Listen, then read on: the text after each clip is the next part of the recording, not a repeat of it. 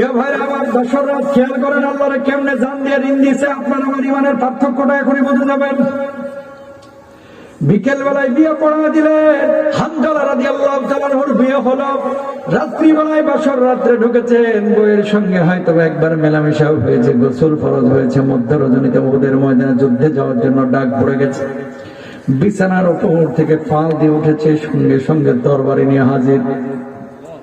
প্রিয়তমা স্ত্রী বললেন, ও প্রাণের স্বামী, কোথায় আপনি বের হয়ে যাচ্ছেন?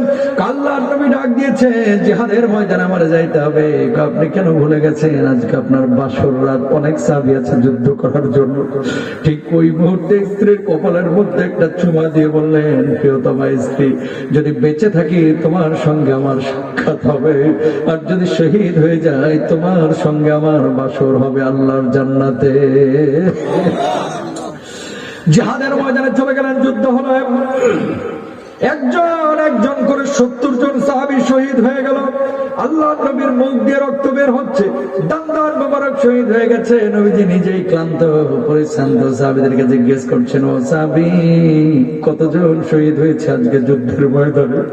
সাহাবীরা বললেন, ইয়া রাসূলুল্লাহ, একজন না, দুইজন না, 70 জন শহীদ হয়ে গেছে। আল্লাহর নবী বললেন, সাহাবীদের লাশগুলো আমার সামনে হাজির করো।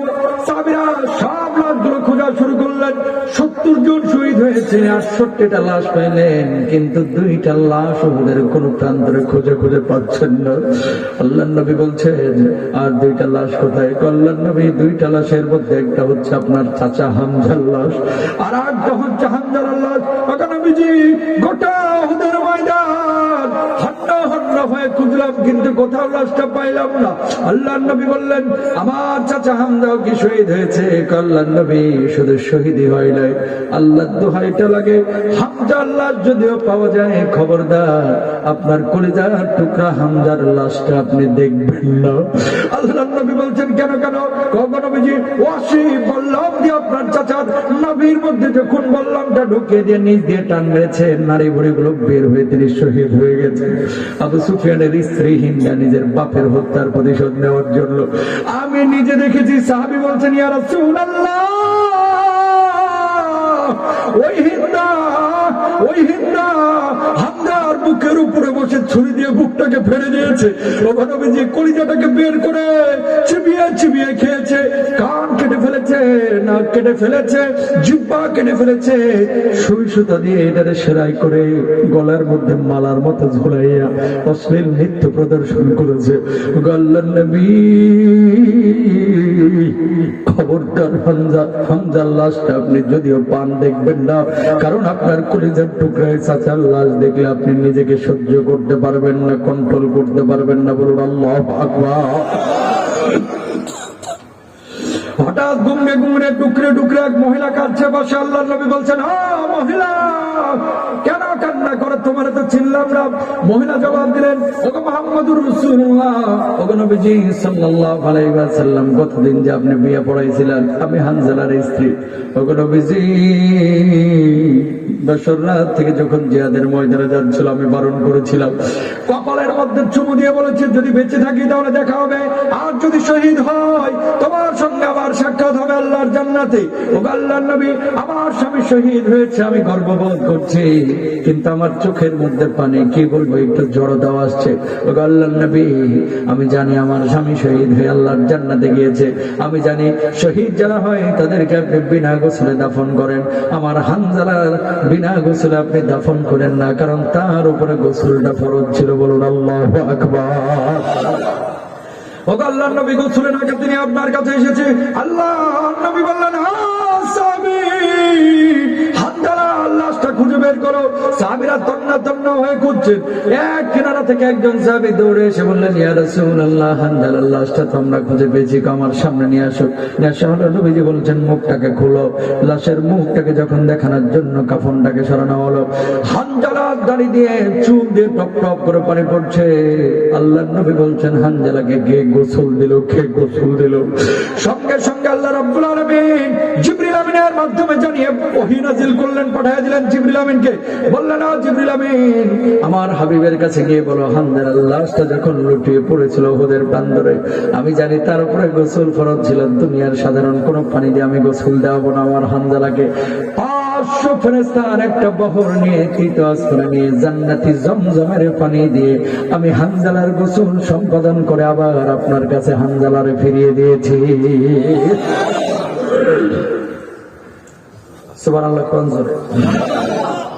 এই মানুষগুলো দেখেন কি বাসররা, কি জীবন আল্লাহর জন্য। আপনি যেমন টাকা দান করেন, এরা জীবনটাকে এভাবে দান করে দিচ্ছে, কোন হিসাব করে নাই। আল্লাহর প্রয়োজন, নিজের কি করে নাই, কোন হিসাব করে না। আমরা তো ভাবি দিব কি দিব না, যাবো কি যাবো না। নবীকে গালি দেয়, আল্লাহরে গালি দেয়, একটা মিছিলের প্রয়োজন হলে তারপরে কেউ কিছু মানুষ যাইতেছে না, ঠিক কিনা বলেন? ফিরান্সে আল্লাহ নবীকে কটাক্ষ করা হয়, অনেকে কোন সারা শব্দ নেই, কয়েকগুলো মোল্লা মানুষের কাজ, হেরা আন্দোলন করবে, আমার দায়িত্ব কি? তুমি টাটকা মনে আসবে, কথা বলেন না কেন? যারা এরকম আছে তারা কি আল্লাহ হিদায়াত দান করুক, আমিন বলেন। কেন বলতেছি কথা? আল্লাহর জন্য সবকিছু উজাড় করে দিয়েছে। ছোট্ট একটা উদাহরণ, জর্ডান আর সিরিয়ার সীমান্তে মুতার যুদ্ধ সংগঠিত হয়েছিল। মুতার যুদ্ধ, হিরাক্লিয়াসের কাছে নবীজি যে চিঠিটা পাঠিয়েছিলেন, এই চিঠিটা আমি 2.5 মাস আগে, চা থাকলে একটু আমাকে, ঠান্ডা তো বেশি, এক কাপ চা নিয়ে এসো, যাও এদিকে তাকান। যে চিঠিটা নবীজি তাওহীদের দাওয়াত দিয়ে পাঠিয়েছিলেন, এই চিঠিটা যিনি নিয়ে গেছিলেন ওই রাষ্ট্রদূতকে গাছের সাথে বেঁধে কাফেরা মেরে ফেলছে। প্রায় 1700 কিলোমিটার দূরে চিঠিটা নিয়ে গেছে। এই চিঠিকে কেন্দ্র করে নবীজি বললেন যে না, কাফেরদের সাথে আমরা যুদ্ধ করব, কারণ আমাদের রাষ্ট্রদূতকে তারা হত্যা করেছে। রোমান সৈন্য সংখ্যা হচ্ছে 1 লাখ। কয় লাখ? মুসলমানদের সৈন্য সংখ্যা হচ্ছে মাত্র 3000। কয় হাজার? একটু কথা কন যে, বেশি সময় নেব না, শীতের রাত, আর 15-20 মিনিট সময় দিবেন না ইনশাআল্লাহ। সাহাবীদেরকে নবীজি রেডি করতেছেন, এই সাহাবীরা, ওরা 1 লাখ, তোমরা 3000, পারবা তো? ইয়া রাসূলুল্লাহ, রাজি আছি, আহলান ওয়া সাহলান, আমরা পারবো ইনশাআল্লাহ। যায়েদ বিন হারেসা, দাঁড়াও। দাঁড়াই, কালেমার পতাকার দায়িত্ব আমি তোমারে দিলাম, পতাকাকে ভুলুণ্ঠিত হইতে দিবা না, পতাকার অবমূল্যায়ন করবা না, পারবা তো? যায়েদ বিন হারেসা বলছে, ইয়া রাসূলুল্লাহ, জীবনে কখনো কালেমার পতাকাকে অবমাননা করি নাই, ভুলুণ্ঠিত হতেও দিব না, বুকে 1 ফোঁটা রক্ত থাকতে আল্লাহর জমিনে কালেমার পতাকা পড়তে দিব না। আল্লাহু আকবার কোন? আব্দুল্লাহ বিন রাওয়াহা দাঁড়াও, জাফর বিন আবি তালেব দাঁড়াও। জাফর বিন আবি তালেব এবার দাঁড়াইছে। ও যদি শহীদ হয় কালেমার পতাকা নিতে পারবা? তো ইয়া রাসূলুল্লাহ, আমিও রাজি আছি, আহলান ওয়া সাহলান। আল্লাহু আকবার কোন? আমরা হলে কি করতাম জানেন? হুজুর, ছোট ছেলেটা জ্বর, কথা কয় না। হুজুর, ছোট ছেলেটা, হুজুর আব্বার গ্যাস্ট্রিকের সমস্যা, ঢাকা মেডিকেলের সোমবারে ডেট আছে। আরেকজন কইতো কি, হুজুর বড় পোলাটার ইন্টারমিডিয়েট পরীক্ষা 22 তারিখ থেকে। কথা কন ঠিক কিনা? কারণ দেখাইতো কিন্তু। জাফর বিন আবি তালেব দাঁড়ায় বলছে, ইয়া রাসূলুল্লাহ, আমি রাজি, বুক ফুলায়। যায়েদ বিন হারেসা কিন্তু বুঝে গেছে যে আমি তার মানে শহীদ হয়ে যাবো নির্ঘাত। আল্লাহু আকবার কোন না? জাফর বিন আবি তালেব দাঁড়াইল, আব্দুল্লাহ বিন রাওয়াহা তুমি দাঁড়াও, আবার জাফর যদি শহীদ হয়ে যায় তুমি দায়িত্ব নিতে পারবা? ইয়া রাসূলুল্লাহ, আহলান ওয়া সাহলান। জাফর বিন আবি তালেব সেও বুঝে গেছে আমি শহীদ হয়ে যাব। খালিদ বিন ওয়ালিদ তাকায় রয়েছে এভাবে, আল্লাহ নবী আমার নামটা যদি একটু বলে। আল্লাহ নবী তাকাইছেন কিন্তু নামটা বলেন নাই। তার মানে খালিদ বিন ওয়ালিদ বুঝে গেছে যে এই 3 জন শহীদ হবে আর আমি এখানে যুদ্ধের নেতৃত্ব দেব, আমিও শাহাদাতের তামান্না নিয়ে জিহাদের ময়দানে চলে যাব। আল্লাহু আকবার, নারায়ে তাকবীর। ইসলামের শত্রুরা প্রিয় ভাইরা আমার, আব্দুল্লাহ, জাফর বিন আবি তালেব, আব্দুল্লাহ বিন রাওয়াহা সহ 3000 সাহাবীকে 1700 কিলোমিটার হাইটা যাইতে হবে। কত কিলোমিটার? মানে কোট্টা দিকে কে ফাগুন দিয়া, হ্যাঁ কোট্টা দিকে ফাগুন দিয়া 1700 কিলোমিটার হাঁটতে কতদিন লাগে, কি পরিমাণ পরিশ্রম, তাই না? পাহাড়ের পথ। নবীজি সাহাবীদেরকে নিয়ে হাঁটে যাচ্ছেন, আগায় যাচ্ছে। যায়েদ বিন হারিসার চোখ দিয়ে টপ টপ করে পানি পড়তেছে, আব্দুল্লাহ বিন রাওয়াহার চোখে পানি, জাফর বিন আবি তালেবের চোখে পানি। নবীজি তাকায় দেখছেন, কি রে এরা কান্দে কেন? এই যায়েদ, শহীদ হয়ে যাবা এই জন্য মনটা খারাপ? জাফর, শহীদ হয়ে যাবা এই জন্য মনটা খারাপ? আব্দুল্লাহ, শহীদ হবা এই জন্য মন খারাপ? তিনজন সাহাবী জবাব দিলেন, ইয়া রাসূলুল্লাহ, শাহাদাতের তামান্না আমাদের বুকে আছে, শাহাদাতের জন্য আমরা কাঁদছি না, আপনার নূরানি মুখখানা আর দেখতে পাবো না, এই জন্য আজকে আমরা কাঁদছি। বলুন আল্লাহু আকবার। আপনার নূরানি মুখখানা আর দেখতে পাবো না, এই জন্য আমরা কাঁদছি। আল্লাহ রাসূল মাথাটা নিচু করলেন, মানে নবীজির মনটাও একটু খারাপ হলো, কিন্তু বারণ করলেন না, যাও। জিহাদের ময়দানে চলে গেলেন যায়েদ বিন হারিসা, প্রথমেই শহীদ। কালেমার পতাকা জাফর বিন আবি তালেব নিলেন। একজন একজন করে, কেউ কেউ বলছেন প্রায় 30 জন কাফের বেঈমানকে একাই জাহান্নামের টিকিট ধরায় দিলেন। আল্লাহু আকবার বলেন। যুদ্ধ যখন করছেন, এমন মধ্যে কাফেররা পেছন থেকে সামনে থেকে আঘাত করলো, হাতের উপর আঘাত করলো, হাতটা কেটে পড়ে গেল। বাম হাত দিয়ে কালেমার পতাকা ধরছেন, বাম হাতে কাটে কোপ দিল, বাম হাতটাও কেটে পড়ে গেল। বাহু দিয়ে কালেমার পতাকা উড্ডীন রাখছেন, পিঠের উপরে আবার কোপ দিল, মাটিতে উঠিয়ে পড়েছেন। দাঁত দিয়ে কামড়িয়ে আল্লাহর জমিনে আল্লাহর কালেমার পতাকাটাকে উড্ডীন করে রেখেছেন। এরপরে এলো পাতারি এমন কোবানো কোপাইছে এই জাফর বিন আবি তালেবকে। শাহাদাতের পরে সাহাবীরা তার লাশটা দেখার জন্য জামা কাপড়, ওই যুদ্ধ শাস্ত্রের জন্য যুদ্ধের যে পোশাকটা আছে, এই পোশাকটা যখন খুলছিলেন, একটা না দুইটা না, একটা মানুষের এই 3.5 হাত বডির মধ্যে 90টা তরবারের কোপ পেয়েছেন। বলুন আল্লাহু আকবার। একটা মানুষের বডির মধ্যে যদি 90টা তরবারির কোপ দেওয়া হয়, এই মানুষটা কি পরিমাণ কষ্ট পেয়েছে, তাই না? মানুষটা 90টা কোপ খেয়েছে, কিন্তু শাহাদাতের তামান্না বুকের মধ্যে ছিল, শহীদ হয়ে গেছে।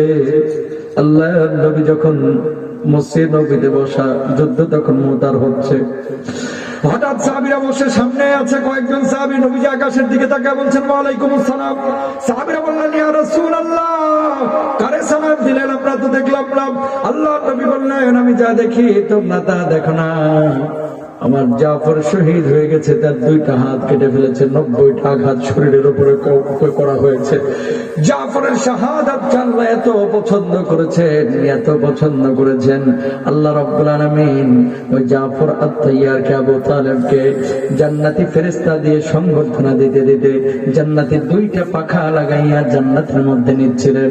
আর আমাকে সালাম দিয়ে যাইতে বললেন, তার জন্য জান্নাতি ওই ফেরেশতাদের সহ আমারে সালাম দিয়ে জাফর জান্নাতে চলে গেলে।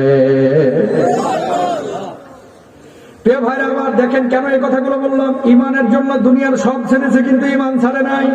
আর আমার দেশের মধ্যে খেয়াল করেন, চেয়ারম্যান ইলেকশন হয়, মেম্বার ইলেকশন হয়, কমিশনার ইলেকশন হয়, কাউন্সিলর ইলেকশন হয়।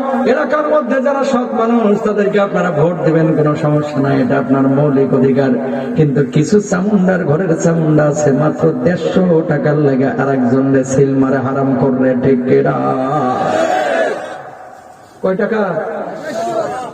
150, 400 না, অনেকে 400 পায় না, এটা দেয় 400। আস্তে আস্তে 3 জনে 3 দালা লেখা। কথা কন না কেন? মানে হারামের উপরে স্কয়ার হারাম, ঠিক কিনা? এই জন্য আমার নবী কি বলছেন খেয়াল করেন, কোন আল্লাহ মিন উম্মতি আকওয়ামুন, আমার উম্মতের মধ্যে এমন কিছু উম্মত কিয়ামতের আগে পয়দা হবে, বাইরে হবে, মুখে দাবি করবে আমরা বড় ইমানদার, আমরা বড় হুজুর, আমরা মেজো হুজুর, আমরা বড় ইমানদার, আমার চাইতে বড় ভালো মানুষ ফাঁকুন দিয়ে নাই, কইটা দিতে নাই, দরবার করে নাই। মুখে দাবি করবে, কিন্তু আসলে টাটকা বেঈমান। নবীজি বলছেন কিয়ামতের আগে মসজিদগুলো মুসল্লিতে ভরপুর হবে, একটাও প্রকৃত মুসলমান থাকবে না, বেঈমান মুমিন থাকবে না, ম্যাক্সিমাম হবে বেঈমান। আজকে প্রমাণ নেন, সামনের কাতারে নামাজ পড়ে, কপালে কালো দাগ, এলাকার সবচেয়ে বড় আবার সুদ করে এটা। কথা কয় না রে? এই কথা কইলে এখন কইবে হুজুর কবরের ভিতরে ছিলেন, আসমানের উপরে ছিলেন, যুদ্ধের মধ্যে ছিলেন, এখনো বা বাইরে হইলেন। বাড়া ভাতে সাইড আনতেছে। ও সরি, আমার ভুল হয়েছে, আমার ক্ষমা করে দেন। এই এলাকায় একটাও সুদখোর নাই। হুজুর সুদখোর না, ইন্টারেস্ট খোর আছে। সুদ ইন্টারেস্ট বললে কি জায়েজ হয়ে যায়? কথা কম। প্রিয় ভাইরা আমার, এই দেশ থেকে সুদকে যদি বিতাড়িত করতে না পারা যায়, গরিব আরো গরিব হবে, আর হারামখোর বড় লোকগুলো আরো বড় লোক হয়ে আঙ্গুল ফুলে কোলা গাছ হবে। ঠিক করে ভাইরা, সুদকে বন্ধ করতে হবে। আর সুদকে বন্ধ করার জন্য সংসদে কোরআন ঢোকাইতে হবে। কথা বলেন ঠিক না? কোরআন দরকার আছে না? কোরআন যেখানে আছে ওখানে চোর নাই। বড় বড় বুদ্ধিজীবীরা এই কোরআনটারে ভয় পায় কেন জানেন? এই কোরআনটা যদি ঢুকে যায় এর বাড়ির মধ্যে, আনন্দ পানি খাইতে পারবে না, লাল বোতল রাতের অন্ধকারে মারতে পারবে না। কথা বলেন ঠিক না? এই কোরআন যদি ঢুকে যায় তাহলে সুদ খাওয়া যাবে না। কোরআন যদি ঢুকে যায় আর একজনের আইন খেলে জমি দখল করা যাবে না।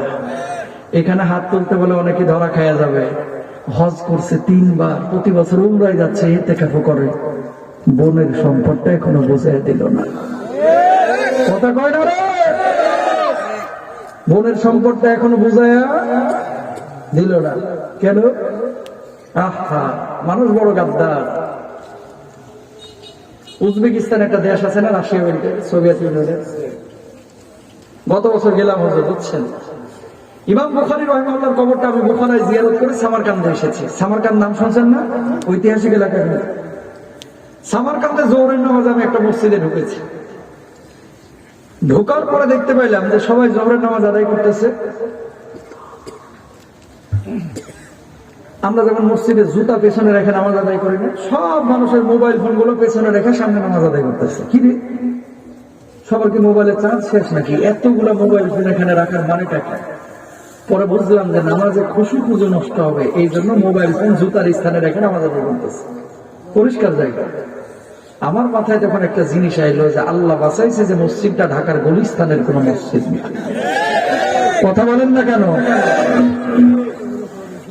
রংপুরে এক মাহফিলে গিয়েছি, যাওয়ার পরে দেখি বাথরুমে ঢুকিয়া বদনার উপরে গলায় শিকল বান্ধা। বাথরুমের বদনায় কি বান্ধা? 25 টাকার বদনা আটকানোর জন্য এই দেশে 200 টাকার শিকল বাঁধতে হয়, তারপরে বাথরুমে। কথা কন না কেন? ও আপনাদের এলাকার মসজিদে একদিনও জুতা মতা চুরি হয় না নাকি? কম হয়, শহরে বেশি হয়। ঠিক না? যে কথাটা বলছিলাম, এই যে ওদের দেশে মোবাইলেও কেউ হাত দিচ্ছে না, চুরি নাই, বাটপারি নাই, সিটারি নাই। আর আমাদের দেশে যেখানে যাবেন ওখানেই ভেজাল। যেখানে যাবেন, হসপিটালে যাবেন, ডাক্তারের ভেজাল। খাদ্যে যাবেন, খাবারের ভেজাল। কে কারে ঠগাইয়া নিজে একটু ভালো থাকতে পারে? ভাই, হারাম খেয়ে জীবনে আরাম পাওয়া যায় না। লিখে রাখেন, লিখে রাখেন, হারামখোর কখনো আরামে থাকতে পারে না। ঠিক না? আরেকজনের জমি দখল করে বোনের সম্পদ, ভাইয়ের সম্পদ মাইরা ব্যাংক লুট করে কেনাডায় বেগমপাড়া বাড়ি করে মনে করতেছে আমি এসির বাতাস খামো আর ঘুমাবো। মিথ্যে কথা। কোটিপতি গুলোর মুখে আল্লাহ আগেই তালা মেরে দেয়। খেয়াল করে দেখেন, যেটা রিক্সাওয়ালা 1 কেজি মাংস খেয়ে ফেলায়, গোস্ত খেয়ে ফেলায়, আধা কেজি মিষ্টি রসগোল্লা 1 বসায় খেয়ে ফেলায়। আর যেটা কোটিপতি, ডাক্তার কাছে 1 কাপের বেশি ভাত খাইতে পারবা না। কথা কয় না? 1 টুকরা গোস্ত পেটের মধ্যে কোনো মতে গেলে পেটের মধ্যে খালি হরম হরম হরম হরম যেন ঠাডা পড়তেছে, হজম করতে পারে না। হারাম খেয়ে লাভ হইল? তুমি যে হারাম খাইলা, সন্তান কখনো ভালো সন্তান হবে না। কথা বলেন না কেন? সৎ সন্তান তুমি পাবো না, অসৎ সন্তান তুমি পাইবা। তুমি হারাম খাবাইবা, কবরে যে তুমি খাবা বাঁশ, আর তোমার ছেলে খাবে মুরগির রোস্ট। কথা কয় না? এই জন্য কেউ আমরা হারাম খাবো না, ইনশাল্লাহ বলেন। আরো জোরে বলেন। বাতাস আসতেছে তো, আর বেশি সময় নেব না, 5টা মিনিট দিবেন না ইনশাল্লাহ, তারপরে দোয়া করে ছেড়ে দেবেন। কিছু লোক আছে ঘুষকে ঘুষ বলে না, তো বকশিস। সুদকে ইন্টারেস্ট। বিয়ে করতে গেছে যুবক, তোমাদেরকে ওয়াদা করতে হবে যে হুজুর জীবনে যৌতুক টৌতুক নেব না, ইনশাল্লাহ বলো। শ্বশুর বাড়ির যৌতুক যেটা আশা করে ওটা ছাগলের মুখ খায়। কথা কন না কেন? যেটা শ্বশুর বাড়ির যৌতুক আশা করে ওটা পুরুষ না, ওটা হিজড়া। কথা বলেন ঠিক না? শ্বশুর বাড়ি থেকে যেটা পালসার হুন্ডার আশা করে, এটা হুন্ডা অ্যাক্সিডেন্টে বেশি মরে। ওটা হুন্ডা না, ওটা শ্বশুরের বদদোয়া। কথা কয় না রে। শ্বশুর খুশি হয়ে দিছে ভিন্ন কথা, কিন্তু টেকনিক্যালি ঘটক দিয়ে মারায়। কথা বুঝেন নাই? নানান কলা কৌশল করে এগুলো আদায় করা যাবে। ঘোরা পেঁচা যতই জায়েজ মনে করেন, এগুলো জায়েজ হবে না। একটা হুজুর নিয়ে গল্প বলি, দিয়ে আলোচনা শেষ। এক হুজুর ময়মনসিংহ এর এক এলাকায় ওয়াজ করতে গেছে। দোষ সব হুজুরের গাড়ি নিলাম, আমার দোষ। এলাকায় ঢোকার পরে দেখতেছে যেদিকে তাকাই সেদিকে বেগুনের খেত। হুজুর চিন্তা করছে আজকে মনে হয় খাওয়ানো বেগুন ছাড়া আর কোনো বস্তু নাই। কথা বোঝেন ভাই? আমার মতো হুজুর প্রতিদিন আগে খাই ওয়াজে। হুজুর বেগুনের ক্ষেত দেখে মাথা পোড়ায় নষ্ট। আজকে ওয়াজের আগে খামোনো, ওয়াজে উঠে বেগুনটারে হারাম করে ছাড়বো। কথা বোঝেন না কেন? যারা আমার খাওয়ানো বেগুন না দেয়। এলাকার প্রধান খাবার বেগুন। বেগুন দিয়ে ইলিশ, পাঙ্গাস, বাতাসি, বোয়াল, শোল, শুটকি, যত ভালো ভালো মাছ আছে সব বেগুন দিয়ে রান্না করে রাখছে সভাপতি সাহেবের বউ হুজুরের লাগে। হুজুর উঠছে স্টেজে, মাসারার কিতাবে আছে 40 পাতার তলে জাহান্নামের প্রথম খাবার বেগুন হবেই হবে। কেউ বেগুন খায়েন না, কেউ বেগুন ধরেন না, কেউ বেগুন ছেন না। মুসল্লিরা পড়ছে বিপদে, বাপরে বাপ, জীবনে এই মাসালা শুনি নাই। ইমাম সাহেবের দিকে বাঁকা চোখে কেউ কেউ তাকাইতেছে। হুজুর মাসালা জানে, আপনি ডিম পারেন, এই মাসালা আগে কোন নাই গা। হুজুর তো আসলে মাসালাটা ফিটিং দিছে বেগুন না খাওয়ার কারণে। কথা বুঝছেন? ওয়াজ শেষ হয়েছে 12:30 দিকে, বাড়িতে যে ভাত আর আসে না। কি গো, ভাতটা দিবেন না? হুজুর বসেন, বউ ডিম ভাজতে গেছে। 12:30 দিকে ডিম ভাজার মানে তো বুঝলাম না। হুজুর জাহান্নামের প্রথম খাবার যে হবে বেগুন, জীবনে তো শুনি নাই। আমার বউ আপনার লাগে বেগুন দিয়ে ইলিশ, পাঙ্গাস, বাতাসি, বোয়াল, শোল, শুটকি সব ভালো ভালো মাছগুলো রান্না করে রাখছে। এই জাহান্নামের বেগুন আপনার সামনে কেমনে দিই? হুজুরের মাথা তো পুরাই নষ্ট। 12:30 দিকে ডিম ভাজি দিয়ে ভাত খেয়ে ঢাকায় যাবো।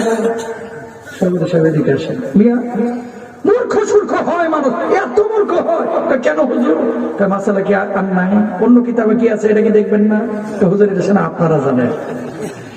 অন্য কিতাবের মধ্যে আছে 38 পাতার তলে অন্য তরকারি না হলে একটু বেগুন খাওয়া চলে। নাউজুবিল্লাহ কর না। তার মানে একটু বেগুনটা নিয়ে আসেন, বেছে বেছে মাছগুলা নেই। বাংলার হুজুরের ঘাড়ে দোষটা নিলাম। বাংলার জমিনে কিছু টাটকা সুদখোর আছে, এগুলো ঘুরাইয়া যতই বলেন না কেন হারাম, ও ঘুরাইয়া জায়েজ করবই। কথা কন না কেন? রাষ্ট্র চলতেছে সুদের উপর, আমরা খাই কেমনে? 10,000 টাকা নিয়ে এসে চুপ করে মসজিদের দান বাক্সে 4,000 ফেলে। আল্লাহ খাক, আমিও খাই, মিলে মিশে খাই। নাউজুবিল্লাহ কন না। এরকম কিছু জালেম আছে না?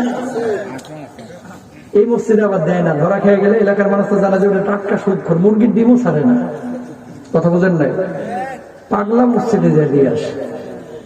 কথা কয় না। আকিদা কি ওখানে দিলেই সব মুশকিল আসান হয়ে যাবে।